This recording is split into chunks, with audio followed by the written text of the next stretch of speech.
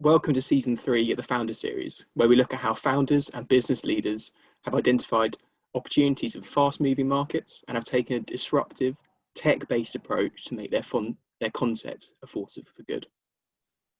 My name is Kieran, and I'm a charities and social ventures lawyer from Vinters, the international law firm supporting businesses which drive the innovation economy and the entrepreneurs and private wealth that underpin them. Tonight, I'll be speaking with Jude Ower MBE.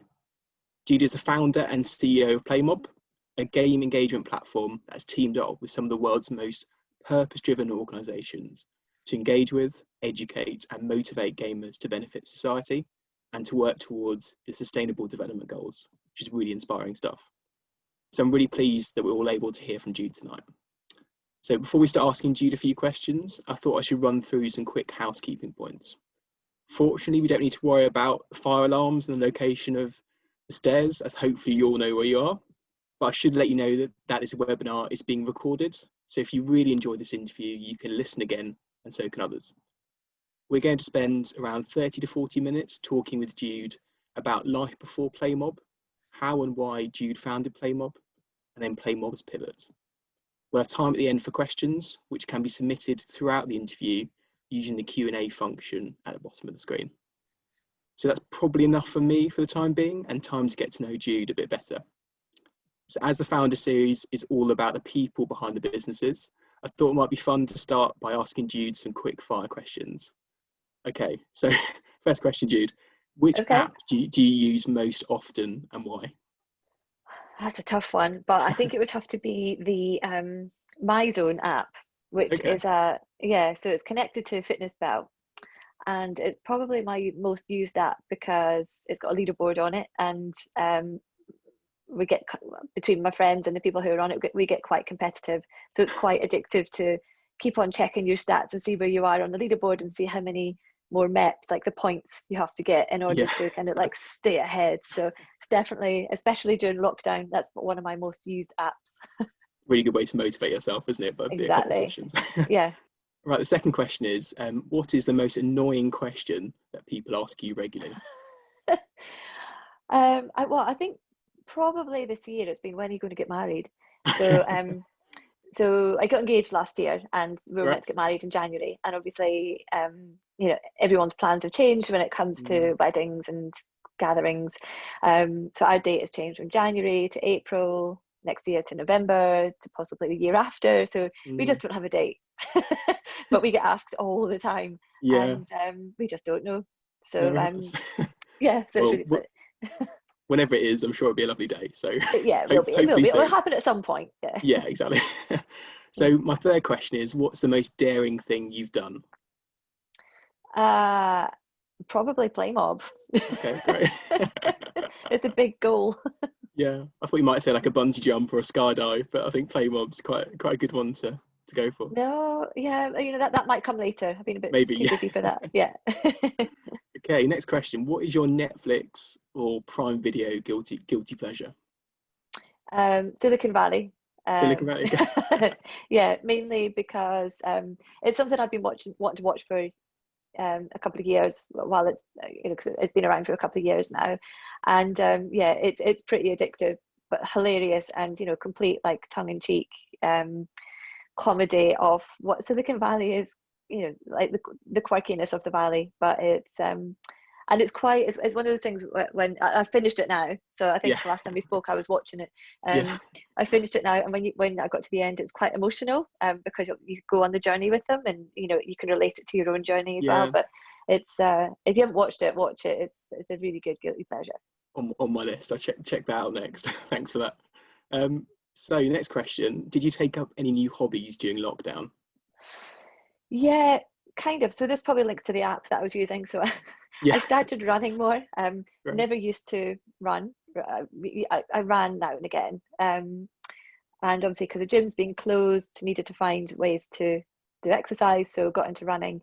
And so I've started running a bit more. I mean, just a few times a week. And as well as I got a kind of Peloton bike at home as well. So, that's been my kind of two forms of exercise that I've kind of taken up. But definitely kind of looking at kind of ways to exercise which wasn't in a gym. But the running bit has been interesting as well, trying to, again, be competitive with myself and run longer, speed up my time, and maybe even, go into a half marathon or marathon at some point. Amazing. I guess you can, I don't know, balance up watching Silicon Valley with doing some exercise as well. So it's exactly, a nice, to stick it on while you're on the bike. Yeah, definitely. Sounds great. Next question is, what is your favourite classic computer game? So classic, I mean, I guess classic, you're going to think about like Space Invaders or Pac-Man or like the original games, but I think you can almost kind of put my favorite game of all time has been Little Big Planet, just because you can really use your imagination on it, and it's not one of the old school classics, but I would say it's one of the classics, and that would be one of my favorite go-to games. Brilliant. I thought you might have said Pokemon, because I think I read that you use Pokemon Go to do beach cleanups through PlayMob, but no, I do my love favourite Pokemon as well. One. Yeah, brilliant. And finally, as Nicola Sturgeon recently reignited this debate, is a Jaffa cake a biscuit or a cake? Definitely biscuit. Definitely biscuit. Definitely a biscuit. We might have some lawyers watching this. I know there's a certain legal case which says it is a cake. So, but yeah, we won't get into that because it's a very, very boring technical law. But brilliant. Okay, next we're going on to talking about your life before PlayMob. So, in preparation for this interview, I did a bit of a LinkedIn stalk. I hope you don't mind that. I noticed you've got a background in tourism and marketing. Do you want to tell us a bit about that? Yeah, so I decided to do tourism at university because I wanted to travel and see the world, and that was my main reason. So just wanted to travel, and so I studied travel and tourism, and out of that I got really interested in the marketing side, so destination marketing. So really got into kind of, the business of travel and tourism, and the marketing side really caught my attention. So I did a master's in international marketing, which is then how I got into working with startups and getting into gaming as well. But I love the whole kind of, the behavioral side of marketing and how to reach people and the creativity around it as well. So so that's how one kind of fed into the other, which possibly is how it feeds into like my life now. Yeah, I was going to say there's lots of behavioural kind of jumped out to me, because it's kind of what you do with PlayMob. But I guess we can talk a bit about that in a bit later on. But I think next, following my LinkedIn stalk, I also saw that you became an entrepreneur in residence at Angel Academy, which invests in and mentors women-founded tech businesses. Can you tell us a bit about that experience and what you took away from it? Yeah, so when Sarah Turner was setting up Angel Academy, I kind of got involved in the beginning. Not so much involved now, but I know Sarah really well, and what I loved about it was the whole concept of women investing in female founders, and at the time there wasn't really much around that was doing that, so I wanted to support that, and also this whole notion of helping to educate women on investing, so we can get more women, learning about how to invest and to invest, which I think is, if we can get more women investing in women, then obviously we get more money into the system to support female founders. So I think Sarah's on a really important mission with Angel Academy, and so at the beginning I got involved just to just be part of the initial kind of process at the beginning, and making introductions to other female founders that I knew, who could go in and pitch. It was, to me, I think entrepreneurs should help other entrepreneurs, and I think it's just kind of inbuilt anyway. Especially you're all kind of going through the journey, and you could all share your learnings to hopefully help others not make the same mistakes. Or when you're mentoring or helping other entrepreneurs, you get so much out of it yourself, because you're learning so much yourself as well. So I think that was really important for me at the time, to be able to contribute something and give something back and support Sarah. I think you're definitely a big advocate of mentoring now, aren't you? And I was wondering, did you have mentors when you were getting started, and if so, what do they share with you? What kind of words of wisdom did they inspire you with? Yeah, I did. So one of my mentors, who is an investor now, and we used to talk frequently kind of when I was getting started, and So we talk now and again now, but it was a tech entrepreneur called Bill Liao, who he set up, it was the equivalent of LinkedIn, but in Germany, called Zing. And then he exited there, and then he got very into the issue of deforestation, and made a commitment to not travel by planes. And so he only used trains and boats, and so he's on a mission to kind of plant 1 billion trees. And so he set up WeForest, and that's where I met him. He was doing a talk about WeForest, and I was so inspired by what he was saying. We kept in touch, and then he then got involved as a mentor for me. And so I think, because of his background of, tech and impact, he really got what I was trying to do with gaming, and then as it moved into being PlayMob. And some of the advice that he gave, one of the exercises he did with me, which I think is a really, really good exercise for any mentor to do with a mentee, is list out your fears. What are you afraid of? Yeah. And when we did this, because we would do a weekly call, and so he said to me, right, we're going to list out all your fears. We'll go through them next week. So the next week call, I had 10 things written down, and he just said, that's not enough, come back with more. And and I thought 10 was quite a lot, and I ended up going away and properly thinking about it, and probably had about 100 in the end.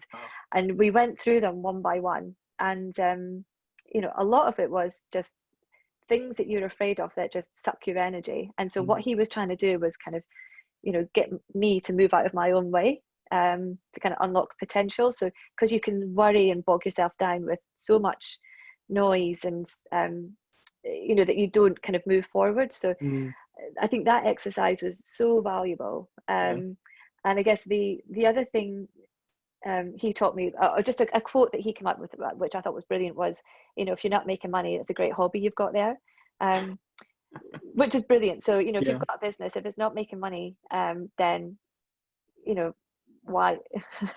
It's a hobby, essentially.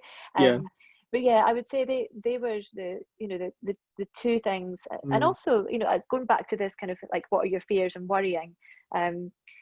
Worry can, suck up so much energy as well, and you're better to divert your energy on the things that are going to move you forward rather than the things that are going to bog you down. And being an entrepreneur, you've always got this kind of contradiction of amazing things happening, and things happening behind the scenes that are on your mind and worrying you. But if you can learn to manage those while driving forward, you can make really good progress while managing the day-to-day and the stresses. So yeah, I think he was the one that kind of helped me probably get out of my own way. Do you think, you say you listed 100 fears, do you think you've managed to overcome like a good chunk of those 100 fears, or are they kind of still with you in some context? I think they're there, but they're not front of mind, they're more back of mind. I think I don't think your fears ever go away, you just learn to manage them better. And some of them, they just make you more aware of what you're afraid of, so that you can that it's nothing to worry about at that time, unless it's something to worry about. Really, really good advice there. So anyone listening, that's a good thing to take note of. I think you also spent a bit of time at the Department of International Trade, if that's right. I was wondering if you think public sector bodies are sort of well equipped or even agile enough to support entrepreneurs. I do now, and so the program that I'm involved in, because I got involved in it last year around about May, it's called the Global Entrepreneur Program, and essentially it helps international entrepreneurs who want to come to the UK to have a soft landing. And so the program is really genius. I didn't know it existed until they got in touch and asked if I could get involved. But essentially, it's entrepreneurs interfacing with entrepreneurs. So rather than an international entrepreneur coming to the UK and dealing with government, you're dealing with an entrepreneur who's been through the journey, who gets what you're going through, as well as the technical stuff, as well as the emotional side of it as well. So essentially, it's like a soft landing. So we, I would say, the best way to describe it is you become, like almost like a mentor in a way. So when the entrepreneur comes to the UK, you can give them advice about doing business in the UK and how you do it, because you're an entrepreneur doing it on a day-to-day basis. But also once they get here, they know someone at least. So I think this whole program is genius. It's, entrepreneurs want to deal with other entrepreneurs. And for me, it kind of, I'm always into kind of, looking at how I could mentor and help other founders. And so this was just a brilliant way for me to be able to do that. So I think more so now government is better at supporting entrepreneurs, and it'll be interesting to see what happens over the next couple of years with, I do think, on the kind of COVID recovery, that entrepreneurs will come up with the problems and the solutions and help boost the economy as well. So it'll be interesting to see what government can do. I think they're listening much more now.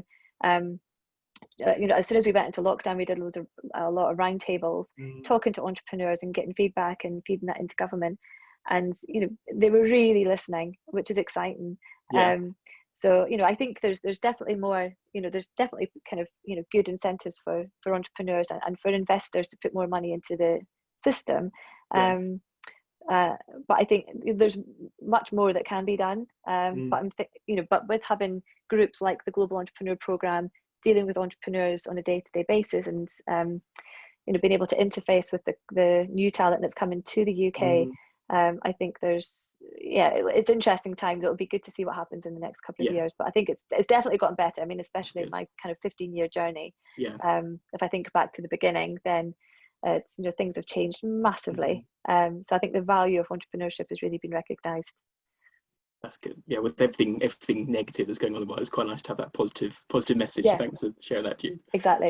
So when you're mentoring other sort of entrepreneurs from overseas or in the UK, are you kind of matched up with people who are also into gaming and are doing businesses that are linked to that, or do you try and match up with people who do something in a completely different world to try and offer some insights from your perspective and you learn something from them as well?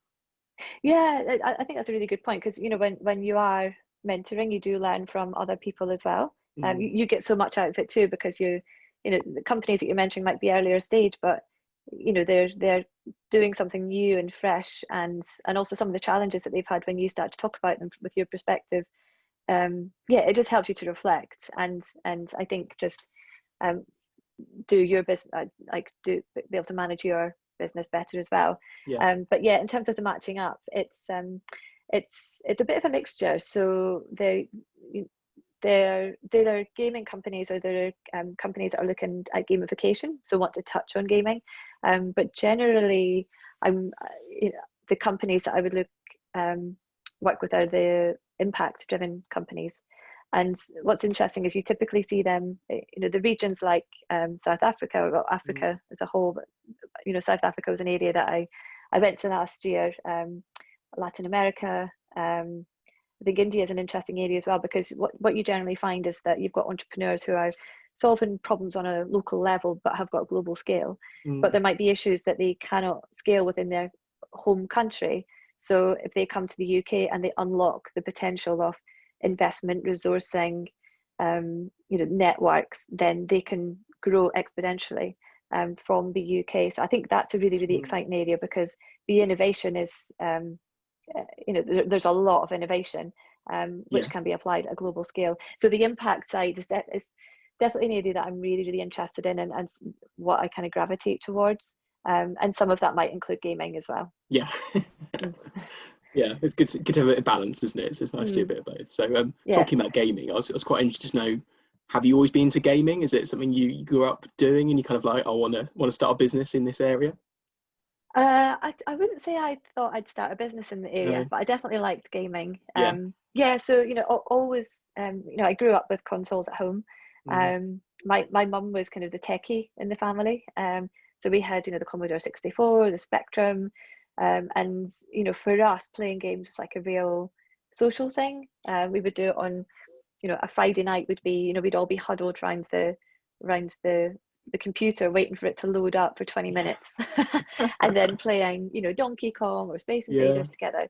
So so gaming's been a big part of my life since I was little. And I would I didn't know how to code when I was little, but I would make physical games.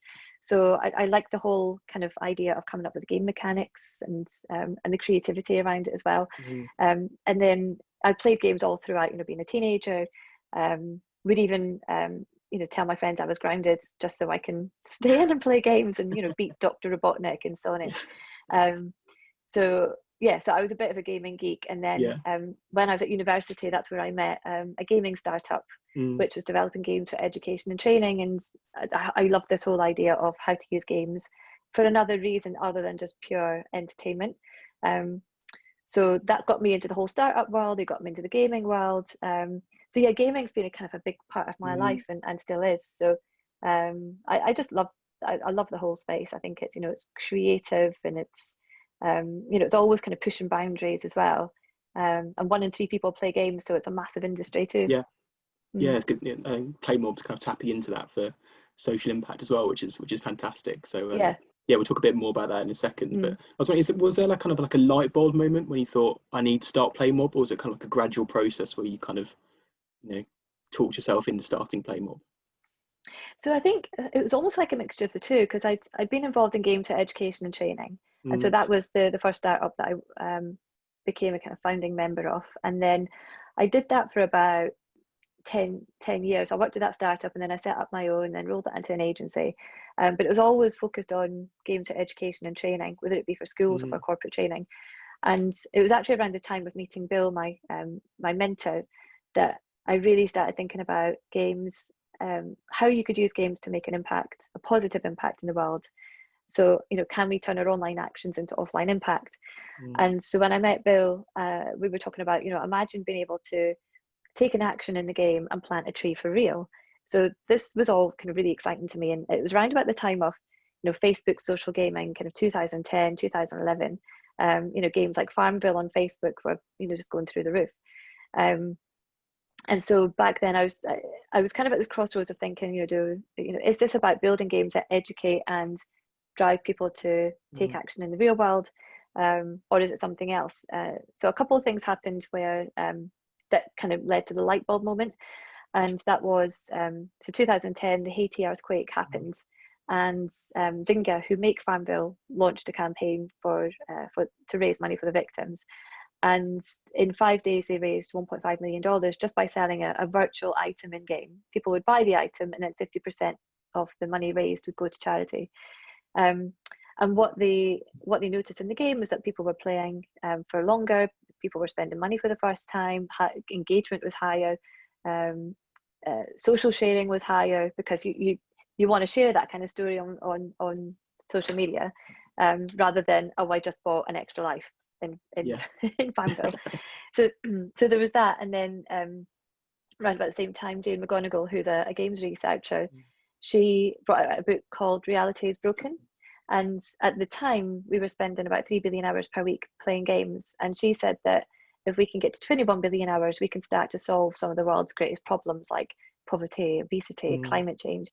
And so this was kind of the light bulb moment of thinking, if we can take what Zynga did and roll that out across the entire games industry, you know, imagine the impact that we can make, especially as, you know, gaming was only going to go one way. It was only going to go up. And right now pre-COVID, we were at about 16 billion hours per week of gameplay time. So we're getting close to that tipping point, and I don't know what the exact number of hours are now, but I think we'll be more than that, because more people started to game during COVID as well. And during lockdown, you know, it was probably one of the biggest things we did during lockdown was play games. So, you know, the numbers will be up, and so we're kind of creeping up towards that 21 billion hours tipping point. So it was a combination of those two things that made me think, you know, there's something powerful in being able to connect to games that exist already, because that's where the audience is. And then imagine being able to collectively start to solve the world's problems. Yeah, fantastic. I remember I think I watched one of your TED talk, which I can't remember when you did that, but I think one of the quotes that stood out to me was, you said gaming is the best kept secret to saving humanity. Yeah. Do you think it's still a secret now? As you say, so gaming's much more popular and people are doing it for a purpose as well. Do you think that quote still applies? I do, because I think okay, gaming's not a secret because Yeah. 1 in 3 people playing, it can't be a secret anymore. But I think it's still misunderstood Mm, in terms of the potential. And I mean, I think, you know, the industry is doing a lot around, we set up an alliance called Playing for the Planet, which is about 24 developers and publishers, and Microsoft and Sony and a few other, I think Rovio and Supercell, and got a number of big ones involved who have come together to say, right, you know, this is the action we're going to take for the planet. So I think the industry is coming together, but I think how others can get involved in the industry, and the potential just hasn't been unlocked yet, I don't think. You know, we've got 2.6 billion people playing. So if we were all taking action or working towards goals to solve problems, you know, I think it's just about being able to move things in the right direction. yeah. So I think we're just scratching the surface when it comes to what can happen. And you know, I think impact in gaming is such a new concept. You know, we were very early when we started PlayMob and thinking about the platform and integrating CSR into games. You know, it wasn't really a thing, and I would say it's started to become a thing over the past few years. So yeah, I definitely think the potential hasn't been unlocked yet. So that's why I still think it's, you know, the best kept secret to saving humanity, because if we can, if we can pull the right levers and get people facing in the right direction, then, you know, we can make a massive impact. Definitely. I think there's I think Angry Birds are doing something. Angry Birds 2 are doing something new in their new game, a kind of environmental focus. So I wonder if like these big games that are kind of, I wouldn't say jumping on board, but like becoming part of the movement to try and have impact. Do you think that's going to be a growing trend over the next few years?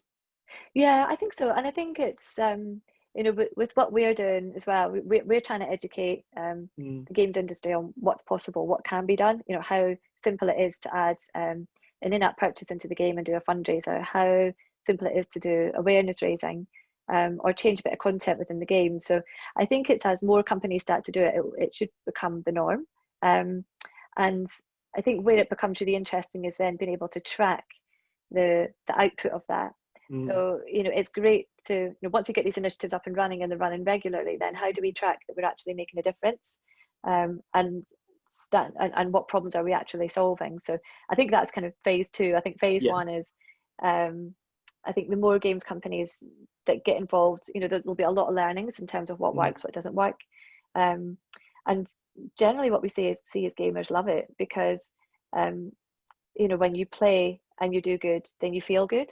And so that should increase engagement, which is great for games companies too. So I think the more it happens, then the more games companies will start to see the engagement increasing. And if that happens, then, you know, the number one priority for games companies is you know, keeping their players engaged, and increasing the amount of time that they spend with them. So, you know, if we see that because of making an impact, then I think that's a really powerful story for games companies, in order to, you know, to get more involved. Yeah, it's a really interesting point, and to build on it slightly, because I know that purpose is kind of really crucial to what you do with PlayMob. But it'd be interesting to see in the context of bigger developers whether, you know, the balancing between profit and purpose, whether that's something that's manageable. Do you think, how do you balance that with PlayMob, and what can you sort of share with the people watching today? Yes, I think the key things for us were working with the right people, and that's from investors to employees to partners. I think everybody has to be on the same page and understand profit with purpose. When we did our first funding round and we were pitching, some investors were saying, you know, is this a company or is this a charity? And if they ask that question, they typically don't understand the profit with purpose model and how it's good business is good business. So we were really lucky in terms of the investors that came on board, the likes of Nesta, who, you know, you need patient capital when you're working in this space. But I think, you know, patient capital will equal, you know, businesses that make an impact that are much more sustainable as well. So you might have to wait a bit longer, but, you know, the returns will come and should be for longer. You know, it's not overnight successes. No. But I also think when, you know, getting the right team together is important. You know, everyone has to be on the same page and understand the vision. And also you know, it really defines who you work with as well. Because again, you know, it has to be companies that want to make an impact and understand how, you know, it's got to be genuine intent. You've got to do it for the right reasons. It's not just greenwashing. It's not just pure marketing. it can help with your marketing, but there has to be a genuine reason and an outcome to the impact. But if you do it well, then you'll reap the business benefits as well. So I think it's getting people like brands that we work with, for example, that are on the same page, really makes a big difference. So I think that's really, really important when you're in the space, is just making sure that you're all aligned from definitely. every angle. Yeah, so talk about alignment, because I know you mentioned receiving investment, and you successfully gone through a number of funding rounds and received seed investment. I was wondering whether that gave you more scope to kind of balance profit and purpose, or did it kind of increase more emphasis on delivering the returns to your investors? It's a good question, because I think when you're reporting back to investors, obviously you have to do your financial reporting, but also we would report on the impact, and a lot of our investors bought into what we were doing because of the impact, so that was really important for them. And the two go hand in hand. So we see, the more that we're able to grow the business, the more impact we can make. So if we're growing the business and we're becoming more successful financially, then that should mean that you're unlocking the impact. And if you're making more impact, then you should be making more money. So I see the two go hand in hand, rather than be separate.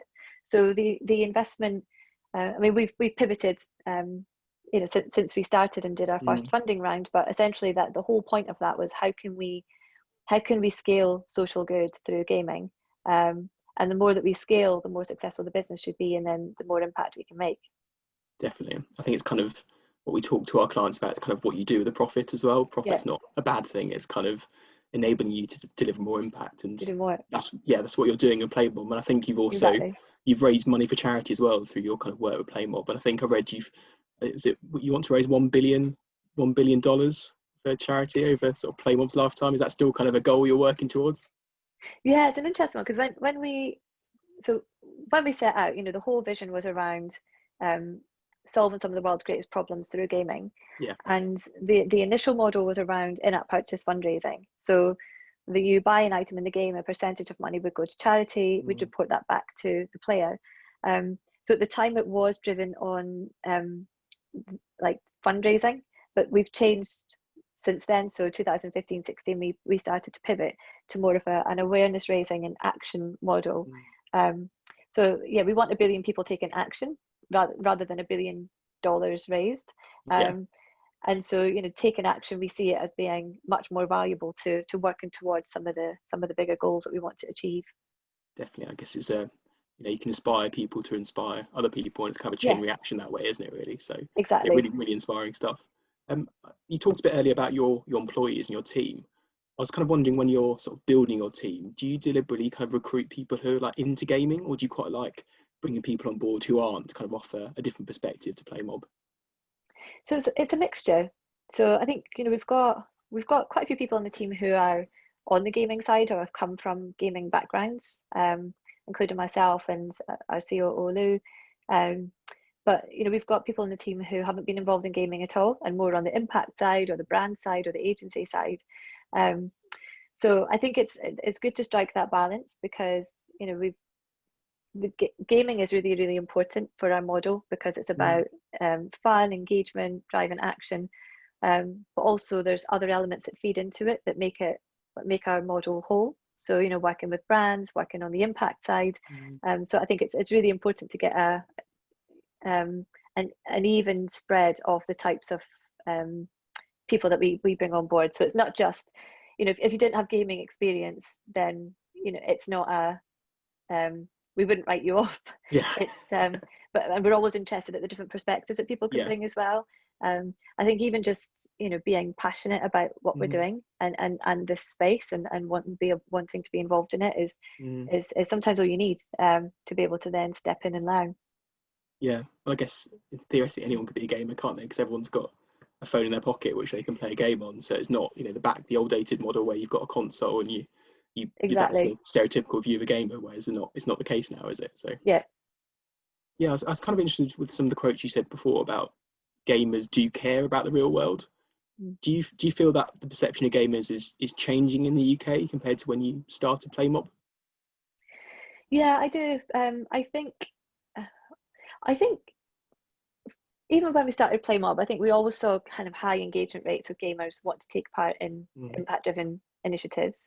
I think it's grown over time mainly because, I mean, there's just been a shift anyway of, you know, millennials and Gen Z that are more kind of,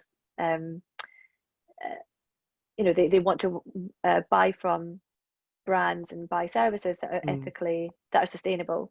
So they want to buy from ethical brands, and obviously there's more information out there about companies. So, you know, consumers today are more likely to switch brands for a brand that's ethical over one that isn't. So I think, you know, there has been a big mindset shift. I don't think it's just millennials. I think it's kind of like, you know, other generations that are doing the same. I think just millennials and Gen Z have been more kind of brought up with, you know, like the need to recycle and the issues of the planet and the ocean. And so, you know, I guess the issues are much more front of mind. And we're able to take action by working for or buying from companies that are making a difference over the ones who aren't. So I think it's definitely a generation shift. But also there was a few years ago, the Charity Aid Foundation did a study of gamers, and it was really high. It was about 87% of gamers said that they felt that games were perfectly placed to make societal impact, which is incredible. So yeah, I think gamers like to see it, and you see things kind of happening that are kind of self-organized with gamers as well. Like in Minecraft, there's a whole movement around taking action for the climate. We've seen it with our you know, the beach cleanups. I think that's probably the most extreme, because you're asking people to physically go to a beach or a river or a park and clean up. And so, you know, to see people, you know, rather than just click, you know, they have to go somewhere. So I think, you know, gamers are very, from what we've seen a high portion of gamers that are very ethically minded, and I think that's only just going to grow over time. And actually, what I think was quite interesting over lockdown was more people were, there was a decline in the more violent games because people find life just stressful enough. So I think what we're able to do is offer people a way to take action really easily towards some of these bigger issues that you might become overwhelmed by. You know, if you look at climate change, you might go, well, what can I do? But if you break it down and help gamers understand what they can do, then you start to feel empowered by the actions that you can take. And it's just, you know, gaming is a channel to be able to reach people, to show them what they can do. And so, yeah, the engagement rates that we see are you know, really, really high. And I think it is because people want to take action. They want to be faced with those opportunities. Definitely. I think that kind of flows quite nicely onto our next question, which is about Mission 1.5 Degrees, which is a game that PlayMob developed with the UN, I believe. Can you tell me a bit more about the sort of value-driven data that plays a part in Mission 1.5 Degrees? Yeah, sure. So so just to kind of recap where we are now, because we pivoted in around 2015-16, we started moving from a fundraising model to awareness raising. And the way that we do it is by using short mini games, which are developed as playable adverts. We roll them out in existing games, and they essentially teach people about a topic. So in this instance, Mission 1.5 is a mini game, a playable ad that we roll out to an audience to teach them about climate action. And it's mainly about policies. So the policy choices that can influence, the policy choices or decisions that can be made in order to reduce carbon emissions, because we have to work towards keeping within a 1.5 degree temperature rise of the planet, and anything above that is, it almost goes to the point of no return. But the quickest way to change policies is to be able to have the data to give to world leaders to say, X amount of people in this country care about this, so change this policy. And so it's been a really interesting project, because I guess what's happening is, the Paris Climate Change Agreement was signed 5 years ago. Countries made commitments, or they're called nationally determined contributions. Very, very catchy. So the contributions, not commitments. So each country has made a contribution, but they need to up these. And so what we're trying to do is understand what people care about in 90 countries around the world, and then we'll give this information to world leaders to say, you need to take action on this. So it's really exciting, because it's understanding what people care about, and it's broken into different demographic profiles as well. So we're understanding kind of different generations and different from different countries as well. So we're understanding really what people care about and how engaged they are in the topic and what they would vote on when it comes to climate action, and that's the data. So the values-driven data is around basically what people care about, but then the tangible outcome from that is giving it to world leaders to impact, to change policy quicker. And doing it through gaming makes sense, because how else are you going to reach millions of people in 90 countries with very specific demographic information that they provide? It's all consented, so they provide us their profile so that we can match up what they say. And it's the quickest way to get the volume and the level of detail that's needed to give to world leaders quickly to change policy quickly. Yeah, you can really have impact at scale that way, can't you? Yeah. So it's really good model to do. So I was kind of interested. My kind of one of my last questions tonight before we go over to the Q&A. We work a lot with charities, and obviously charities are kind of going through a tough time at the moment, and the natural reaction might be to kind of focus all the energy on fundraising. Do you think there's sort of value in charities looking at more the value driven data as opposed to the fundraising, or do you think, I don't know, what are your thoughts on that? I definitely do think so, because I don't know the numbers behind this, but in terms of the wastage that there might be in trying to target too many people, or people who just don't know enough about the charity, or just who aren't engaged in it.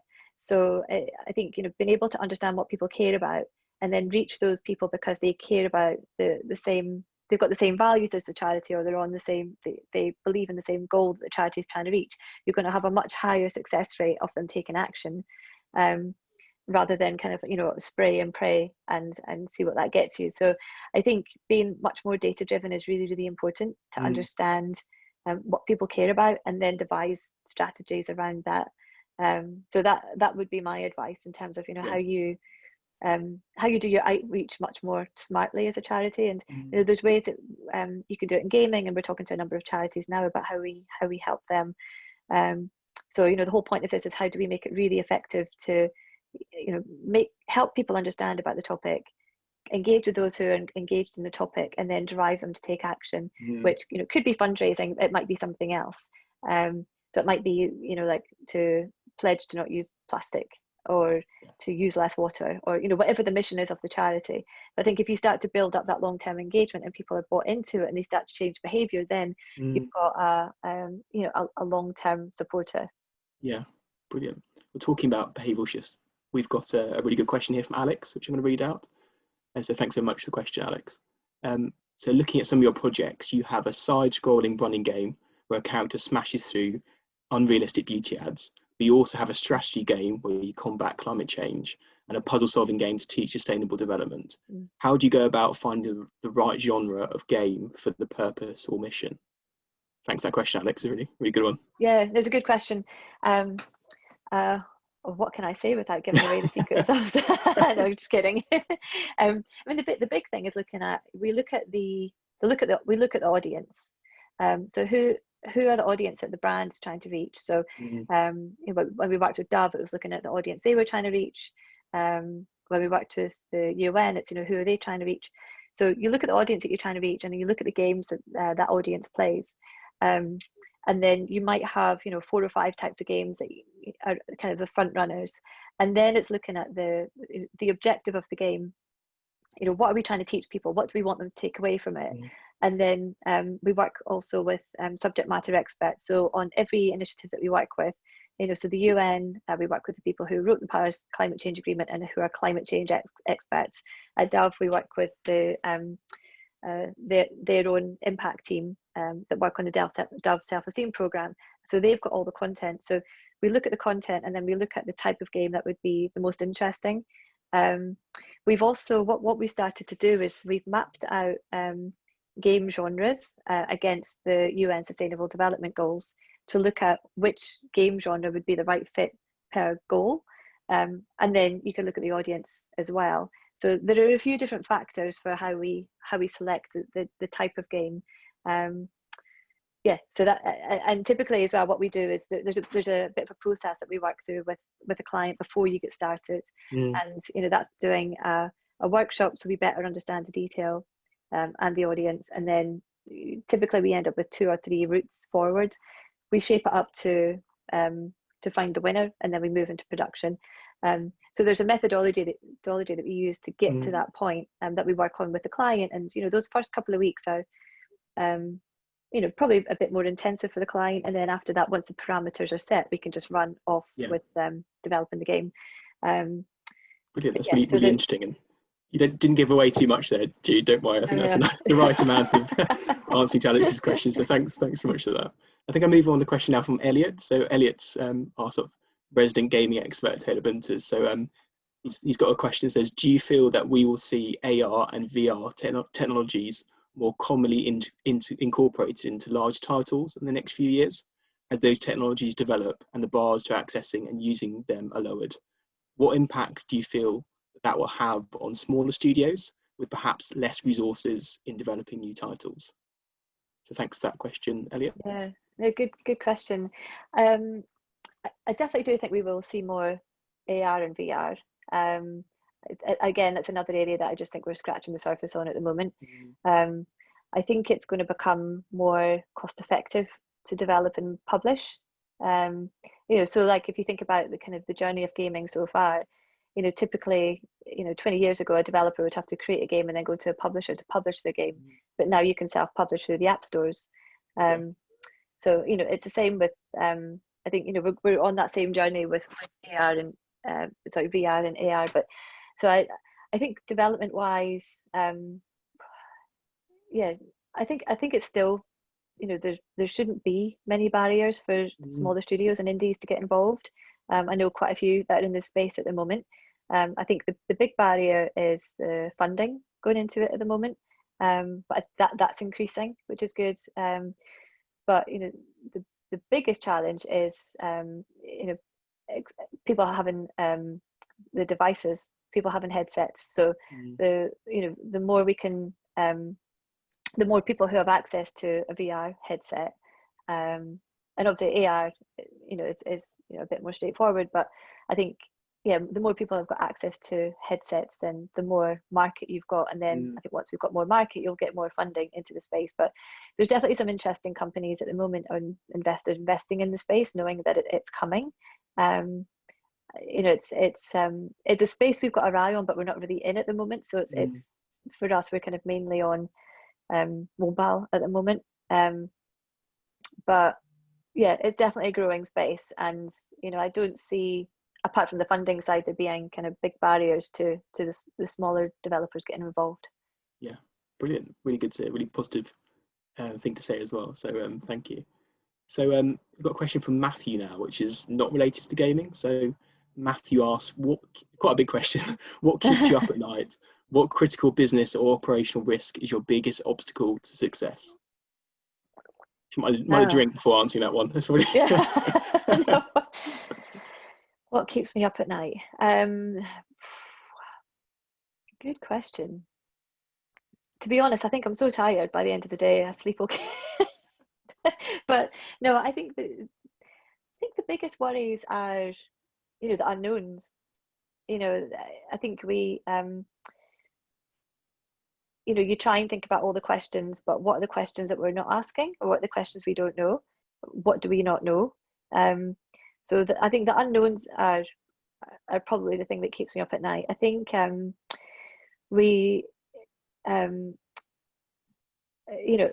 I guess there's a whole bunch of questions that what more can we be doing with our model? Do we have the right model? Are we talking to the right customers? And I think we are, but then it's the customers that we're not talking to. And I guess there's the impatience as well from my side that probably is my biggest worry. And it's not that someone's going to get there before us. I think what we're doing has taken time, and I think if someone else comes into the space, it'll take time as well. But it's more, there's so much I want to do, but there's only so much we can do at any given time. And I know that Lou, our COO, is constantly I've got this she set up a Google document for me just to dump ideas into, so that typically the founder is a bit disruptive, because you're always kind of thinking about the new ways or new ideas, and there's just so many things that you see and read about that you think, oh, should we be doing that, should we be doing that? So I think just impatience and wanting to get there faster, and also I guess it's the data side as well. We're we're working with data at the moment, and we've got bigger ideas for data in the future. But it's just making sure that we're working with data in the right way, because it's all managed ethically, it's all opt-in, but yeah, we just want to make sure that we are adding value to the business, but it's delivering an impact. So we've got to, it's whole systems thinking. We've got to constantly be thinking about the impact, even from, we were looking at the impact on our servers, and we want to become carbon neutral, if not carbon negative, by 2025. So there's all these other elements that we want to take into account as well.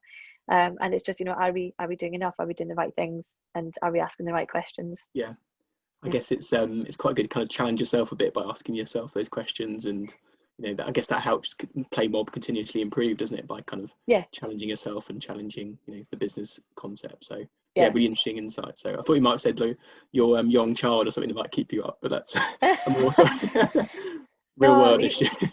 He sleeps for the night now, which is great, but from 6 a.m. he's like he's running about the place mad. So but luckily we get to sleep through the night. That's good. Yeah, definitely good to hear. So I've got a question now from Laura. So Laura asks, where did the PlayMob name come from? Which is, I guess, the play element, maybe. So yeah, thanks for that question, Laura. A good question. So years ago, when we were thinking about the name, we were talking about we're like a playful mobsters. So it was more about kind of play. We were thinking about play mafia, and then thought, play mafia has got negative connotations. Yeah. So so then we thought about mob, and actually this was kind of before really mobile kicked in. So we weren't really thinking about mob being mobile. We were just thinking about play, play mafia, play mob, kind of like this underground group of people who are I'm trying to think of the word, basically like infiltrating games and doing good.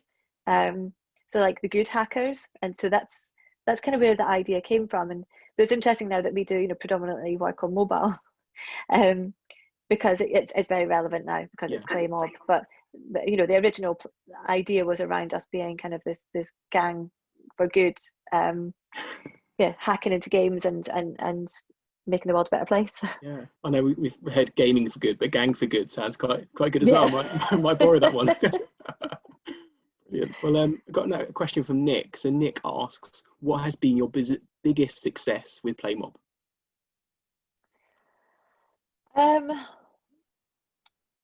It's biggest success. It's funny because we haven't had like just a massive wow. It's been kind of building up with customers, and I think the big moment for me was when we started working with Unilever, because we did a whole kind of scorecard list of companies that were working on the global goals, were making the biggest impact, the companies we admired the most, and Unilever were always at the top. And within Unilever, Dove was in there as well. And so when we got the moment to work with Dove, it was just, I think that kind of blew my mind, because I was thinking, they were totally on the same page. They wanted to do something in gaming. They loved our model. We wanted to work with Dove. And so, we've gone on a really amazing journey with them so far, where we launched the game, we launched the campaign, got good results. We're now launching it out into a number of markets after we optimized it. And it's been through a whole academic study as well to show the effectiveness of the game on self-esteem and mental health. And so academics have really put it under the microscope, and it really works. And so the fact that we can do what we do at scale and really effectively is really powerful. So I think there's always been it's kind of been a build-up of moments, and I think the next big thing for us is when we started working with UNDP, working on the UN climate change initiative, where right now we're rolling out to 90 markets, and a big thing for us is that these results will start to be shown to world leaders as part of the Paris Climate Change Agreement anniversary.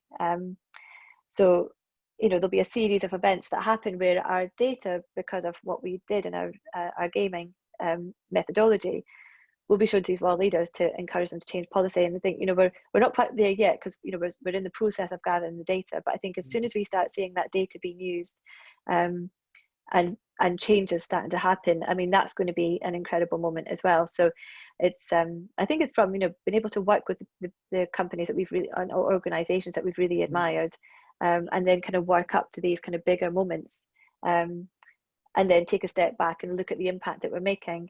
I think so it's more of a journey than kind of like a big moment. Exciting.